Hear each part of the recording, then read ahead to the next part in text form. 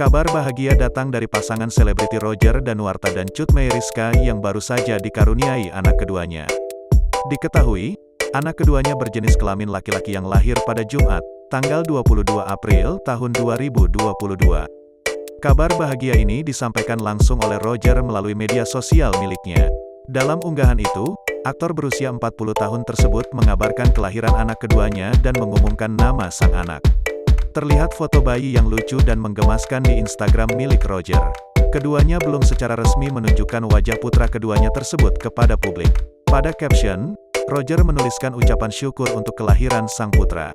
Roger juga mengumumkan nama anak keduanya, bernama Jourel Kenzie Danuarta.